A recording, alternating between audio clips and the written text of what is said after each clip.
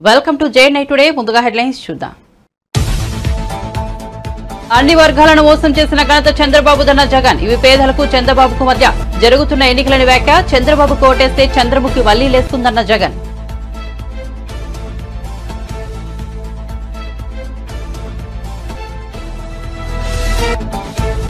చంద్రబాబు కీలక press meet. ఇళ్ల వద్దనే పెన్షన్ల పంపిణీ సాధ్యమే. పెన్షన్ల పంపిణీపై ప్రభుత్వం తన వైఖరి మార్చుకోవాల్సిందేనని ఈసీ ఆదేశాలు పాటించాలని డిమాండ్.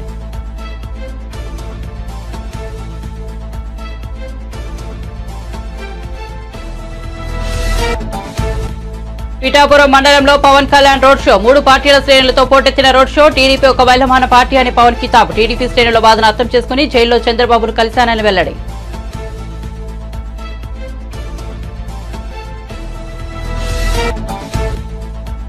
తెలంగాణ సీఎం రేవంత్ రెడ్డికి ఢిల్లీ పోలీసుల నోటీసులు. రిజర్వేషన్ల అంశం మీద Amit Shah fake video viral గా మారిందని బీజేపీ ఫిర్యాదు. కాంగ్రెస్ నేతలే ఆ ఫేక్ వీడియో క్రియేట్ చేశారని ఫిర్యాదు. పీసీసీ అధ్యక్షుల హోదాలో రేవంత్ రెడ్డికి ఢిల్లీ పోలీసుల నోటీసులు. ఇక వార్తల్లోకి వెళ్తే వైసీపీకి ఓటు వేస్తేనే అన్ని సంక్షేమ పథకాలు కొనసాగుతాయని ముఖ్యమంత్రి జగన్ అన్నారు. చంద్రబాబుకు ఓట్లు వేస్తే అన్ని పథకాలు ఆగిపోతాయని చెప్పారు. 2014 ఎన్నికల్లో ఇదే కూటమి దొంగ హామీలతో ప్రజలను మోసం చేసిందని విమర్శించారు. చంద్రబాబును నమ్మితే ప్రజల జీవితాలు గోవిందా గోవిందా అని అన్నారు. అన్ని వర్గాలను మోసం చేసిన ఘనత చంద్రబాబుదని విమర్శించారు. అనకాపల్లి జిల్లా చోడవరంలోని కొత్తూరు జంక్షన్ హాల్లో ప్రసంగిస్తూ ఆయన వ్యాఖ్యలు చేశారు. గత ఎన్నికల్లో ఇచ్చిన హామీల్లో 99% అమలు చేశామని జగన్ తెలిపారు. చంద్రబాబు దత్తపుత్రుడు రామోజీరావు నోటాకు వచ్చినని సీట్లు కూడా రాని కాంగ్రెస్ పార్టీ వీళ్ళందరితో మన యుద్ధం చేయబోతున్నామని చెప్పారు. మరో 2 వారాల్లో జరగబోతున్న కురుక్షేత్ర యుద్ధానికి సిద్ధమా అని ప్రశ్నించారు. ఈ ఎన్నికలు జగన్ చంద్రబాబు మధ్య కాదని పేదలకు చంద్రబాబుకు మధ్య జరుగుతున్న ఎన్నికలని చెప్పారు. ఈ ఎన్నికలు కేవలం ప్రజాప్రతినిధులకు ఎన్నుకునేందుకు మాత్రమే కాదని ఇవి పేదల భవిష్యత్తును నిర్ణయించే ఎన్నికలని అన్నారు. చంద్రబాబుకు ఓటు వేసే చంద్రముఖి మళ్లీ లేస్తుందని, రక్తం తాగేందుకు తలుపు తడుతుందని చెప్పారు. మళ్లీ మోసపోవటమే ఇది చంద్రబాబు గత చరిత్ర చెప్తా ఉన్న సత్యం. ఇదే మళ్లీ మోసం చేసేందుకు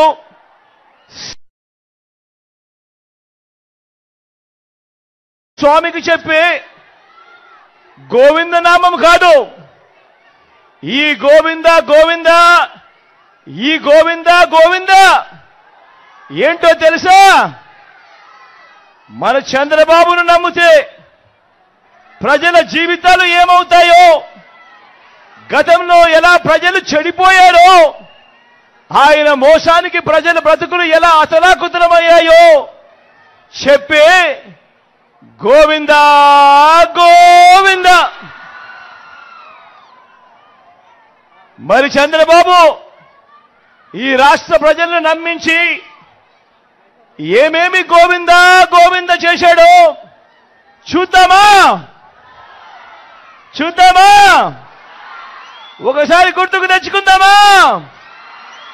సిద్ధమేనా?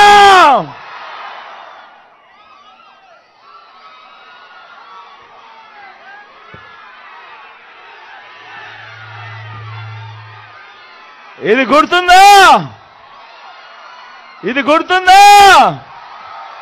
అక్క ఇది గుర్తుందా? ఆ తర్వాత ఏమైంది? గోవింద గోవింద.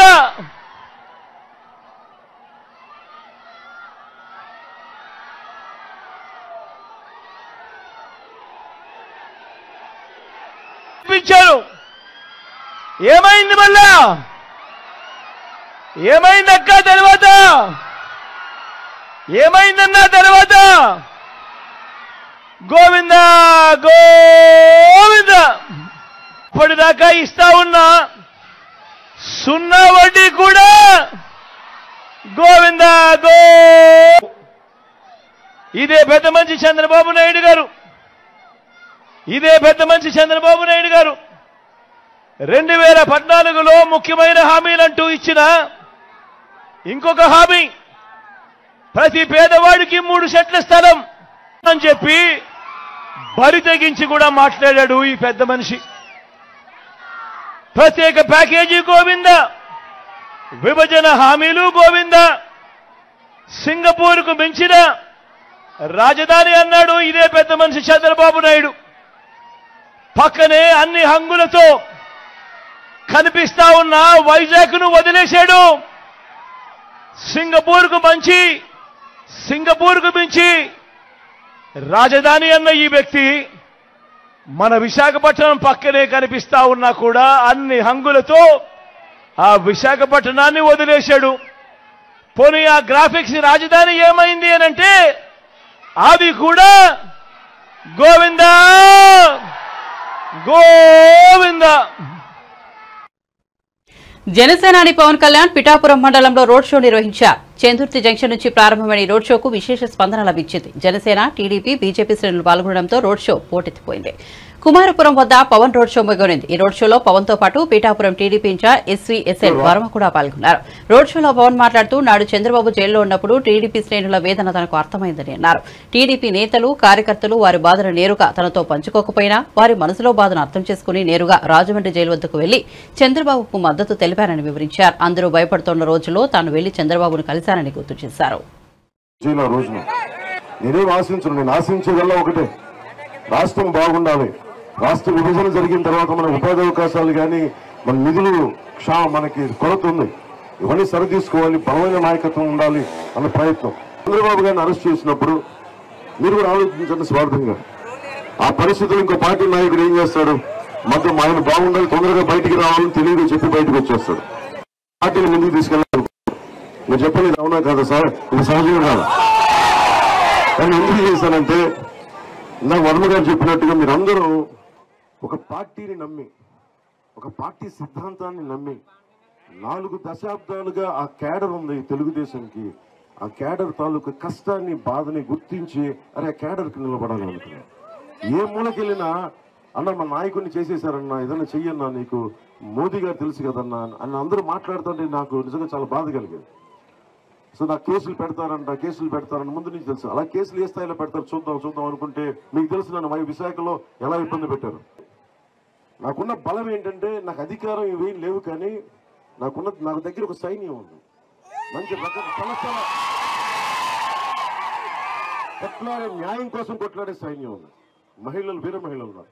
వాళ్ళందరూ రోడ్ల మీదకి వచ్చి ఆంధ్ర నుంచి తిరిగి మంగళగిరి ఆఫీస్ తీసుకెళ్లి చంద్రబాబు గారికి మళ్ళీ జైల్లోకి వెళ్ళి, రాజమండ్రి జైల్లోకి వెళ్ళి ఒకటే ఆలోచించాడు. అరే ఇంత బలమైన నాయకుడు, 4 దశాబ్దాలు రాష్ట్రాన్ని పరిపాలించిన వ్యక్తి, ఏ జైల్లో అయితే ఆయన ఖైదీల కోసం కట్టాడో ఆయన అక్కడ ఖైదీ చేసిన విధానం నాకు నిజంగా చాలా బాధ కలిగించింది. చంద్రబాబు గారికి ఎన్ని కష్టాలు వచ్చినా అలా కామ్గా ఉంటాడు, మొక్కలు చెక్కు వేసి ఆయనకి బాధ ఉందా ఏముందా ఏమి అర్థం కాదు. ఇది రాజకీయం, దెబ్బలు తింటాం, ముందుకెళ్తాం. నా అందుకు అనిపించింది ఎందుకు తెలుగుదేశం పార్టీ 4 దశాబ్దాలుగా చెక్కు చెదరకుండా ఎందుకు ఉంది అంటే, క్యాడర్ ఎందుకు నమ్ముకుంది అంటే అలాంటి నాయకుడు ఉండటం వల్ల. ఎందుకంటే మనం ఎన్ని పార్టీలైనా సరే, విభిన్నమైన పార్టీలైనా సరే, మనం పనిచేసేది మన పంచాయతీల కోసం, మన నియోజకవర్గాల కోసం, రాష్ట్రం కోసం, ప్రజల కోసం. నేను ఒకటే అనుకుంటా, మనలో మనకి విభేదాలు ఉండొచ్చు, చిన్న పొరపక్షాలు ఉండొచ్చు, కానీ కొట్టుకునేంత అవసరం లేదు. మాట్లాడి మనం ప్రజాస్వామ్యం తనకు లక్షణమే మాట్లాడి దాన్ని సామరస్యంగా పరిష్కరించుకోవడం. ఈ పరిస్థితులు నాకు ఒకటే అనిపించింది చంద్రబాబు గారు జైల్లో ఉన్నప్పుడు. ఇంక దుష్ట పరిపాలనకి చరమాంకం పలకాలి. నేను ఒక మాట మాట్లాడితే నా మీద కూడా అపవాదులు వేస్తారు. నువ్వు కూర్చోబెట్టి జైల్లో ఉన్నానికి నువ్వు కూడా మొత్తాసు పలికావు, నువ్వు నా మీద కూడా ఆరోపణలు వేస్తారని అన్ని తెగించి నేను ఒకటే అనుకున్నా, రాష్ట్రం బాగుండాలంటే తెలుగుదేశం జనసేన కలవాలి. పొత్తు చెప్పాలా వద్దా, అసలు వెళ్ళాలా వద్దా, వెళ్తే ఏమవుతుంది, చెప్పకపోతే ఏమవుతుంది, చెప్తే నా జనసేన పార్టీలో ఉండే నాయకులు ఏమంటారు, మద్దతుదారులు ఏమంటారు, అరే మనకు అవకాశం ఉంది కదా నువ్వు అనవసరంగా కూర్చొని పొత్తు పెట్టుకొని నువ్వు ఇలా చేసేవేంటని అంటారా. మద్దతు ప్రకటించాలా లేదంటే తెలివిగా వెళ్ళిపోయి ఆయన త్వరగా బయటికి రావాలని కోరుకుంటానా, తెలివి వాడాలా హృదయం వాడాలా, ఇదే ఆలోచించడం సేపు లేదు. నేను మనసు వాడతాను. చాలా బలంగా తీసుకెళ్దాం. మన కూటమి మీ దృష్టికి తీసుకొస్తున్నాం. మన కూటమి చాలా బలంగా ప్రభుత్వాన్ని ఏర్పాటు చేస్తున్నాం. వైసీపీ ఓడిపోతుంది, వైసీపీ అవినీతి కూటమిని బదులు పట్టేస్తున్నాం. ఇందాక దారిలో మన యువత ఆ ఫ్యాన్ ని బైక్ కట్టుకొని ఈడ్చుకుని వస్తా ఉన్నారు. 2 రెక్కలు దిగిపోయి ఉన్న ఒక్క రెక్కల్ని అరటి పళ్ళు తొక్కేది, పండు లేదు లోపల అరటి పళ్ళు తొక్క ప్రభుత్వాన్ని తీసి ఎలక్షన్ చట్టబట్టలో పడేద్దాం.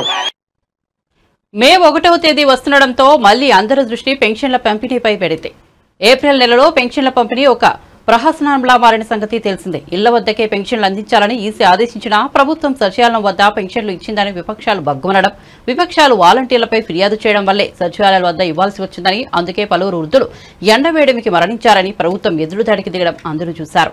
ఈ నేపథ్యంలో టీడీపీ అధినేత చంద్రబాబు ప్రెస్ మీట్ పెట్టి పెన్షన్ల పంపిణీపై ప్రభుత్వం తన వైఖరి మార్చుకోవాల్సిందేనని, ఈసీ ఆదేశాలు పాటించాలని డిమాండ్ చేశారు.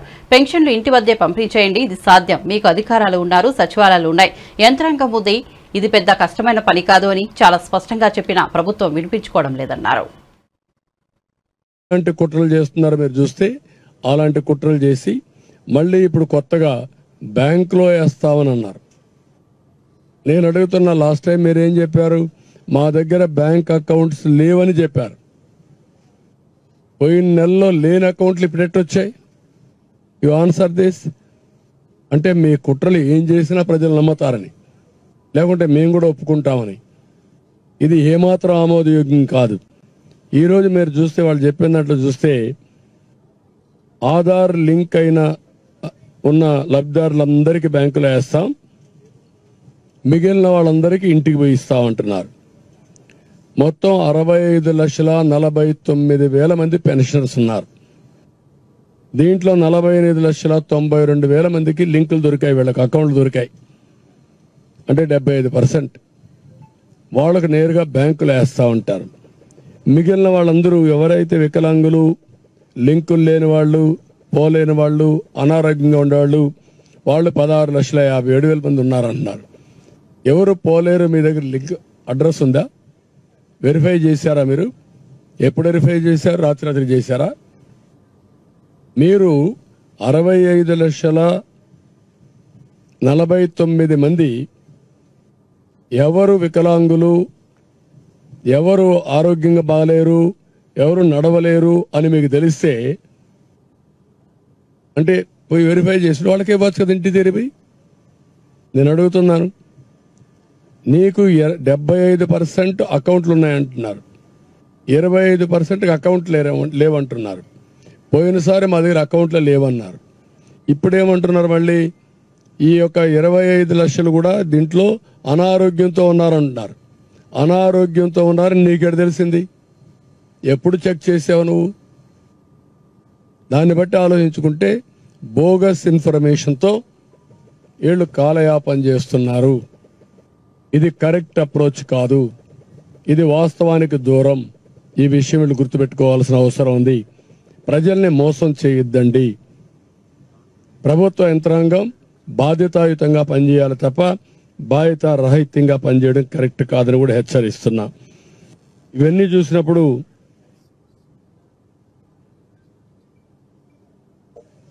దీనివల్ల చాలా మంది అకౌంట్ వేస్తాం.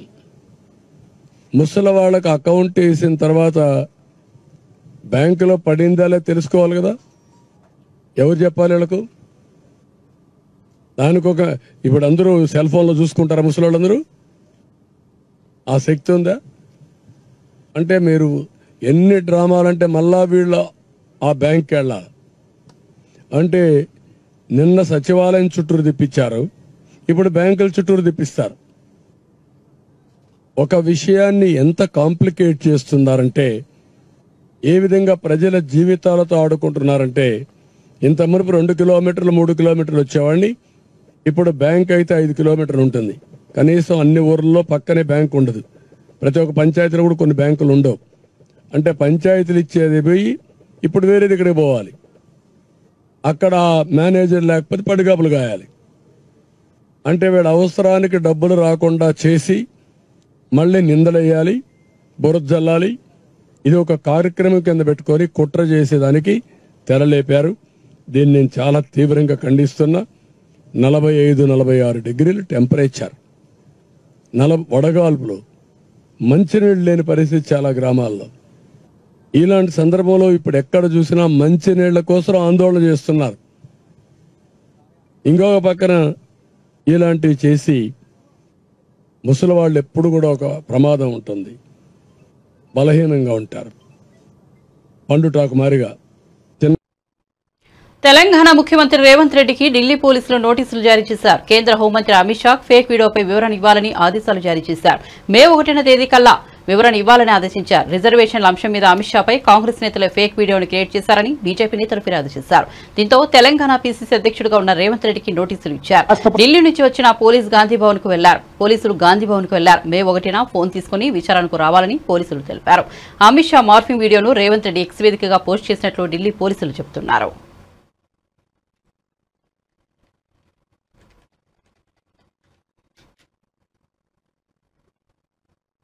మే 1న ఇళ్ల వద్దనే పెన్షన్లు ఇవ్వాలంటూ టీడీపీ అధినేత చంద్రబాబు చేసిన డిమాండ్ పట్ల ఏపీ ప్రభుత్వ సలహాదారు సజ్జల రామకృష్ణారెడ్డి ప్రెస్ మీట్ పెట్టి స్పందించారు. పట్టుబడి మరియు వాలంటీర్లను పెన్షన్ల పంపిణీకి దూరం చేశారంటూ చంద్రబాబుపై మండిపడ్డారు. ప్రత్యామ్నాయ ఏర్పాట్లు చేయాలని ఎన్నికల సంఘం అడిగిందని, దాంతో సచివాలయాలకు రాగలిగేవారు రావచ్చని, రాలేని వారికి ఇంటి వద్దనే పెన్షన్లు ఇచ్చే ఏర్పాటు చేశామని వెల్లడించారు. వీలైనంత త్వరగా పెన్షన్లు అందించేందుకు ఏర్పాట్లు చేశామని తెలిపారు. అయితే అప్పటికే తన మీద వ్యతిరేకత వస్తోందని భయపడిన చంద్రబాబు 1,20,000 మంది సచివాలయ ఉద్యోగులు ఉండాలని, వారితో ఇంటింటికి పంపిణీ చేయించొచ్చు కదా అని కొత్త బాని అందుకున్నారని సజ్జల ఆరోపించారు. ఏదేమైనా జగన్మోహన్ రెడ్డి పెట్టిన ఉద్యోగులు అని చంద్రబాబు ఒప్పుకున్నారని వ్యాఖ్యానించారు. పెన్షన్లు ఇలా ఇవ్వాలి, అలా ఇవ్వాలని లెక్కలేసి చెబుతున్నాడు. అసలు ఎవరియనా? ఈయనేమైనా ప్రభుత్వంలో ఉన్నాడా? ఒక పక్క ఉన్న వ్యవస్థను ఈయనే దెబ్బతీస్తాడు. మళ్ళీ ఆ వ్యవస్థ బదులు ప్రభుత్వం ఏం చేయాలో కూడా ఆయనే చెబుతాడు. అలా చేయకపోతే నేను ఒప్పుకోను అంటాడని తెలిపారు. అసలు తనకు ఏం అధికారం ఏమి ఇది ఉందని చెప్పి రోజు పోవడము, పంపించడము, ఎలక్షన్ కమిషన్ మీద ప్రెషర్ పెట్టడము, కాకపోతే ఒకవేళ దాని మీద బ్లాక్మెయిల్ ఎంతవరకు పోతుందంటే ఆ ఉన్మాదం తనకున్న మీడియాలో అడ్డంగా బ్లాక్మెయిల్ చేస్తూ రాయించడం అధికారుల మీద. ఈయన ఇప్పుడే కాదు, అధికారంలో ఉన్నప్పుడు అంతే. నేను గతంలో చూపించాను. సీఎంగా ఉన్నప్పుడు, అప్పుడు లాస్ట్ టైం 19కి ముందు, అప్పుడు సీఈఓ మీద దాడికే పోయినంతగా పోయాడు, హోంకరించాడు, దబాయించాడు. ఇప్పుడు అదే చేస్తున్నాడు అపోజిషన్లో ఉంటే. మామూలుగా సాఫీగా జరుగుతున్న సిస్టమ్ని ఎవరు బ్రేక్ చేయమన్నారు? బ్రేక్ చేసిన వాడివి దానికి ప్రత్యామ్నాయంగా ఏర్పాట్లు చేస్తున్నారు. మామూలు డ్యూటీ వర్కింగ్ అవర్స్కి మించి మార్నింగ్ 7 నుంచి ఈవినింగ్ 7 వరకు కూర్చొని సెక్రటేరియట్స్లో అందరూ అటెండ్ అయ్యారు. 2-3 రోజులు కంప్లీట్ చేశారు. దాని మానం దాన్ని వదిలితే 2-3 రోజులు అది పూర్తి అవుతుంది. నువ్వు ప్రత్యేకంగా చెప్పాల్సిన అవసరం లేదు. నీ భయం ఏంటంటే నీ వల్లనే వాళ్ళు మళ్ళీ రోడ్డు ఎక్కాల్సి వచ్చింది, సెక్రటరీ వరకు పోవాల్సి వచ్చింది. ఆ కోపం అంతా ఈ పెద్దవాళ్ళందరూ, వృద్ధులు, అశక్తులు, వీళ్ళంతా కూడా చంద్రబాబు మీద చూపిస్తారని భయం పట్టుకుని ఏం చేసినావు? మళ్ళీ వరుస పెట్టి పిటిషన్ల మీద పిటిషన్లు. లేదు నేను ఒప్పుకోను, ఇట్లయితే కుదరదు, ఇంట్లోకి తీసుకెళ్ళాలి, లేకపోతే నువ్వే చంపినట్టు అవుతుంది, ఆ 32 మంది నువ్వే చంపినట్టు అవుతుంది. పొద్దున లేచిన అలా నుంచి బూతులు తిట్టి శవరాజకీయం ఎవరు చేసింది? ఈయన. దాన్ని పట్టుకొని యాగీ చేసి ఈరోజు ఈసీ నుంచి విస్పష్టమైన ఆర్డర్స్ వచ్చాయి. అవి వస్తే దాని మీద నేను ఒప్పుకోను, దీనికి డీబీటీ కాదు ఇదని చెప్పింది. ఏముందండి ఈసీలో? అది ఈరోజు కాదు, ఆ రోజు కూడా చెప్పింది. లెటర్ పెట్టు. ఇది ఈసీ లెటరు, నిన్న రాసింది. మీడియా అందరికీ తెలుసు. నేను స్పెసిఫిక్గా జనం కోసం అని చెప్పి చూపడం కోసం తీసుకున్నాను. దీంట్లో క్లియర్గా మీరు హైలైట్ చేసి చూస్తే ఇది ఎప్పుడు I am directed to refer to the commission's letter of even number dated 30th March. అప్పట్లో ఇచ్చిన లెటర్కే reply on the subject cited which inter alia states that the కోర్ట్స్లో the government of Andhra Pradesh to make alternate arrangements for distribution of the benefits of ongoing schemes to already selected beneficiaries using DBT bracket lo electronic transfer preferably or through other regular employees courts and ఇది ఎప్పుడు రాసింది? March 30th. దాన్ని మళ్ళీ వీళ్ళు వెంటపడి ఇళ్ల దగ్గర ఇవ్వమంటే ఇప్పుడు ఈ లెటర్ 26th April దీంట్లో దాన్ని మెన్షన్ చేస్తూ కిందే మళ్ళీ డైరెక్ట్ చేశారు. It is requested to follow the direction issued by the commission in letter and spirit so that beneficiaries may avail intended benefits without any hardship. So మార్చి 30న రాసిన ఆ రోజు రాసిన లెటర్లోనే డీబీటీ ప్రిఫరబుల్లీ డీబీటీ అన్నారు ఈసీ. ఈసారి రాసిన లెటర్ దాంట్లో దాన్ని లెటర్ అండ్ స్పిరిట్ ఇంప్లిమెంట్ చేయమని రిక్వెస్ట్ చేశారు. దీని అర్థం ఏంది? డీబీటీ అనేది ఆ రోజు రాసినప్పటికీ కేసీఆర్ ప్రభుత్వం వనరులను దోచుకుని రాష్ట్రాన్ని అప్పుల పాలు చేసిందని ఉప ముఖ్యమంత్రి మల్లుబట్టి విక్రమార్క ఆగ్రహం వ్యక్తం చేశారు. సోమవారం ఆయన మీడియాతో మాట్లాడుతూ కేసీఆర్ రోజు రోజుకు దిగజారి మాట్లాడుతున్నారని విమర్శించారు. కరెంటు కోతలు లేకున్నప్పటికీ ఎప్పటికీ పవర్ పోతుందని మాట్లాడుతున్నారన్నారు. ఇలాంటి తప్పుడు ప్రచారం సరికాదన్నారు. కేసీఆర్ ఇంకా సిగ్గు లేకుండా బస్సు యాత్రల పేరుతో తిరుగుతున్నారన్నారు. తెలంగాణలో రాజకీయ చైతన్యం ఎక్కువగా ఉంటుందన్నారు. నరేంద్ర మోదీ ప్రభుత్వం దేశంలో ప్రజాస్వామ్యాన్ని నాశనం చేసిందన్నారు. దేశాన్ని దోపిడీ చేసిందని ఆరోపించారు. అన్ని వర్గాలకు వనరులు సంపద దక్కాలన్నదే కాంగ్రెస్ లక్ష్యమన్నారు. జనాభా దామాషా పద్ధతిలో వనరుల పంపిణీ జరగాలన్నారు. క్యాపిటలిస్టులకు బీజేపీ సర్కార్ దోచిపెడుతోందని మండిపడ్డారు. ప్రజాస్వామ్యాన్ని ఆస్తులను కాపాడుకోవడానికి కాంగ్రెస్ పార్టీకి ఓటు వేసి గెలిపించాలని పిలుపునిచ్చారు. సో ఈ నియోజకవర్గంలో కూడా రేపొద్దున మిగతా సిపిఎం పార్టీ నాయకులు అందరితో కూడా నేను మాట్లాడి అందరూ సమన్వయం చేయడం కోసం ఒక కమిటీ కూడా వేస్తున్నాం అని చెప్పారు. మీ ప్రశ్న ఏంటంటే ఇక్కడ ఎమ్మెల్యేస్ వరకే పిలిచారు. మమ్మల్ని ఎలా చేయాలని చెప్పి కొద్దిమంది విద్యార్థులు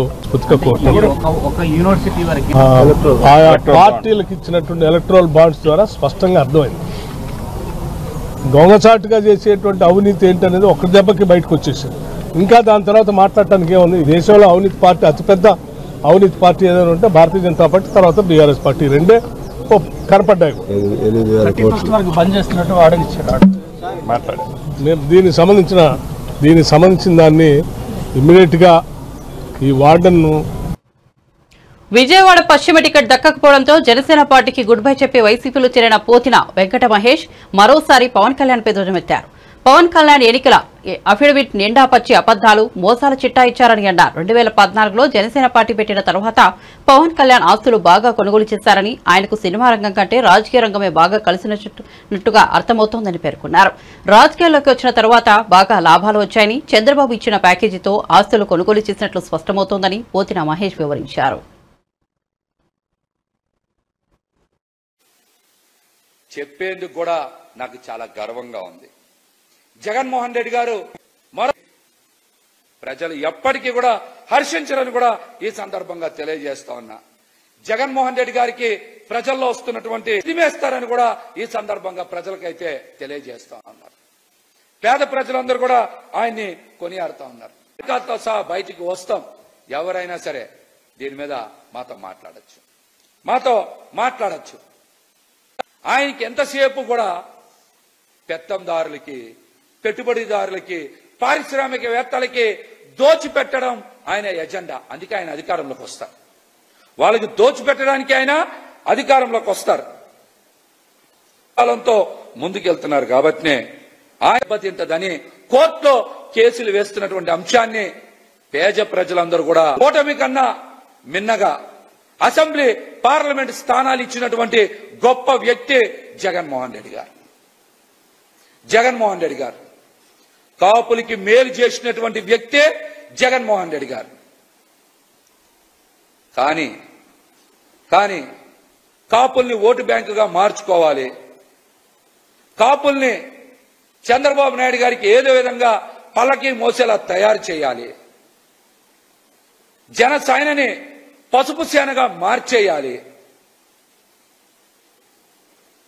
అని నిరంతరం కుక్క కన్నా ఎక్కువ విశ్వాసం చూపిస్తున్నటువంటి వ్యక్తి పవన్ కళ్యాణ్ గారు.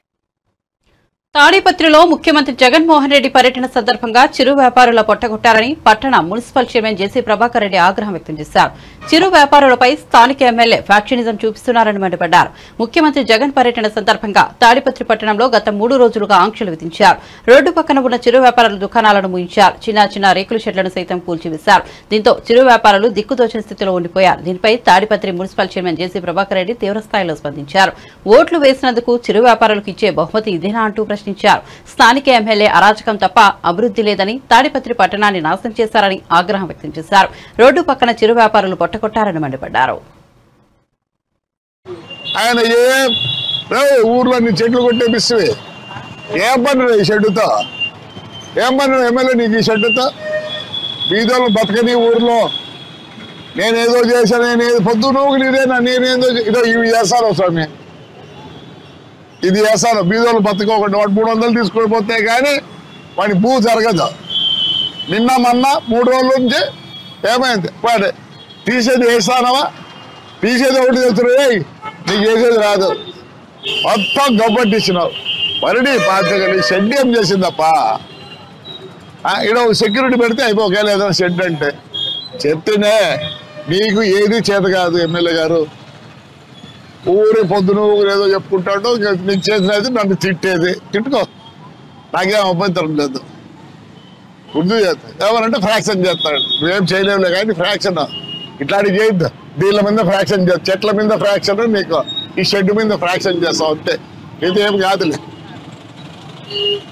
వాళ్ళు ఎట్లా పోతారు ఎమ్మెల్యే 300 తీసుకుపోతే పోతాడు. నువ్వేం పెట్టినావురా, గోబీ మంచూరియా, నువ్వు పానీపూరి, నువ్వురా ఇడ్లీ బండి, నువ్వు అందరూ టీ స్టాల్ వాళ్ళు, వాళ్ళకి చెప్పరా జవాబు వాళ్ళకు. నువ్వు ఒక పెద్ద ఎమ్మెల్యే కాడు మనకి.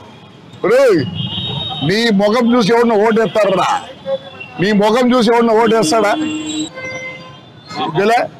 బతకనీరా వీళ్ళందరినీ, వీళ్ళందరినీ బతకనీరా. 3 రోజులే ఇంట్లో పస్తున్నారు.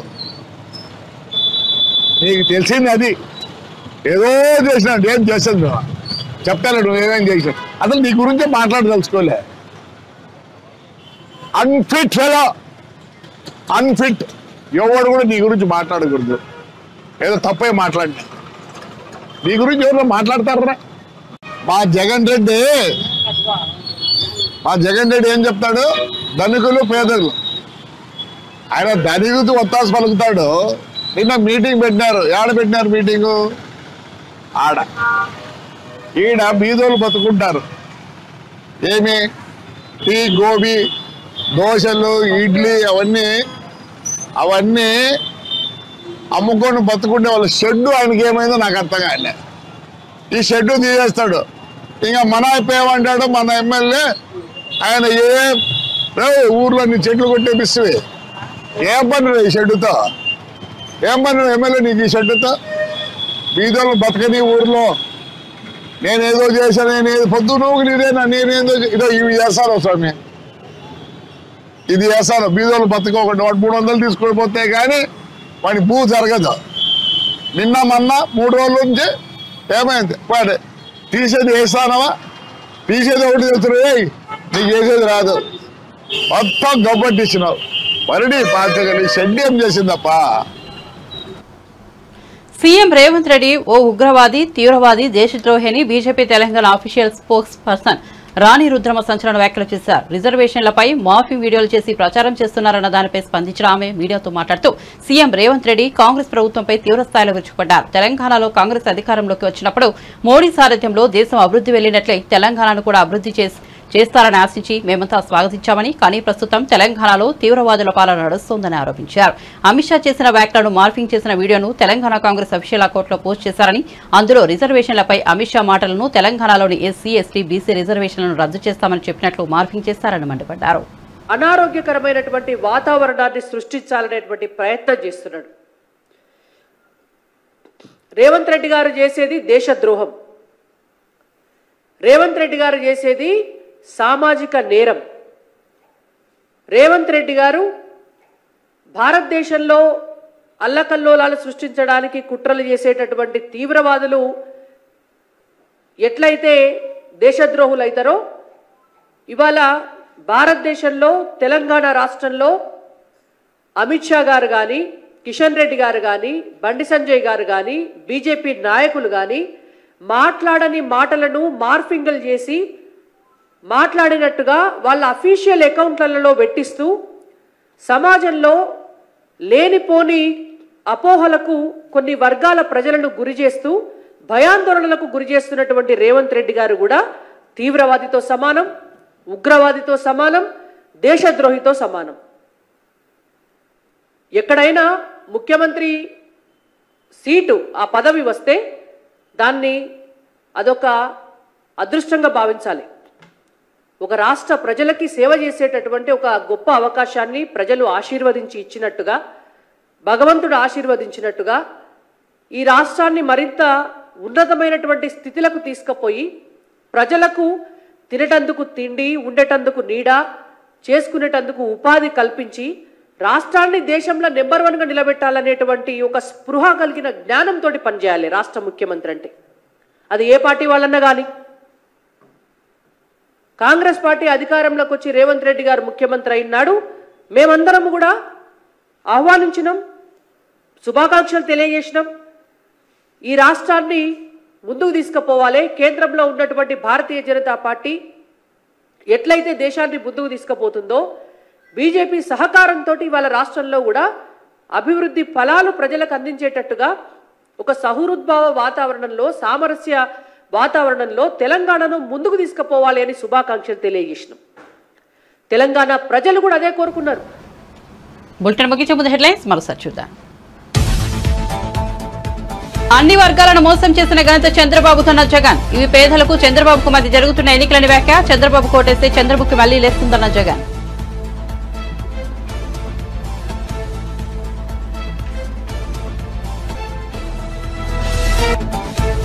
చంద్రబాబు కీలక ప్రెస్ మీట్. ఇళ్ల వద్దనే పెన్షన్ల పంపిణీ సాధ్యమే. పెన్షన్ల పంపిణీపై ప్రభుత్వం తన వైఖరి మార్చుకోవాల్సిందేనని ఈసీ ఆదేశాలు పాటించాలని డిమాండ్.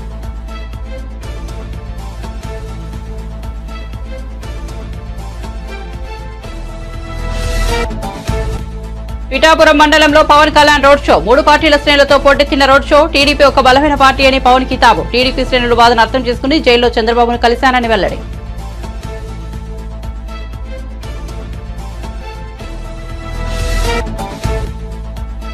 తెలంగాణ సీఎం రేవంత్ రెడ్డికి ఢిల్లీ పోలీసుల నోటీసులు. రిజర్వేషన్ల అంశం మీద Amit Shah fake video viral గా మారిందని బీజేపీ ఫిర్యాదు. కాంగ్రెస్ నేతలు ఆ ఫేక్ వీడియోను క్రియేట్ చేశారని ఫిర్యాదు. పీసీసీ అధ్యక్షుల హోదాలో రేవంత్ రెడ్డికి ఢిల్లీ పోలీసుల నోటీసులు. మరిన్ని అప్డేట్స్ కోసం చూస్తూనే ఉండండి జై టుడే.